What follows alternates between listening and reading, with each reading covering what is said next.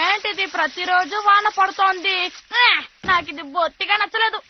నాకు కూడా నోబితా లాగానే అనిపిస్తుంది. బయటికి వెళ్ళాలనుంది కానీ వర్షం చాలా భారీగా పడుతుంది. అవును, వర్షం చాలా భారీగా పడుతుంది అనే దాన్ని ఇంగ్లీష్లో ఏమంటారో చెప్పండి. ఆగండి, మీరేమంటారో నాకు తెలుసు. ఇట్స్ రైనింగ్ హెవీలీ అని చెప్తారు. బట్ వెయిట్, మీరు ఇంగ్లీష్లో ఇలా చెప్పాలి అంటే ఇంకా చాలా స్టైలిష్ అండ్ ఫన్నీ వేస్ ఉన్నాయని తెలుసా?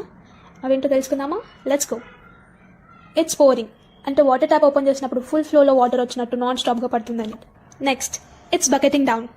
ఆకాశం బకెట్లతో వాటర్ పోసినట్టు పడుతుంది అంటే వర్షం ఇంటెన్సిటీ ఇంకా హెవీనెస్ ఎక్కువ ఉంటుంది అనమాట. Next, it's raining cats and dogs. అంటే ఏంటి, ఆకాశం నుండి వాటర్ పడకుండా క్యాట్స్ అండ్ డాగ్స్ పడతాయా? కాదు, ఇది జస్ట్ ఒక ఫన్నీ ఇడియం అండి. It's slashing down. రెయిన్ విండ్తో కలిసి బూమ్గా భూమి మీద పడుతుంది. Next, there's a downpour. సడన్గా వర్షం పడినప్పుడు. So next time just don't say it's raining heavily every time. Rain కూడా వెరైటీగా వస్తుంది, సో మనం ఎందుకు వెరైటీగా చెప్పకూడదు? కాబట్టి మనం కూడా ఇలాంటి వర్డ్స్ యూజ్ చేస్తూ చెప్పాలి. ఇందులో మీకు ఏది బాగా నచ్చిందో కమెంట్ చేయండి. Thank you, bye bye.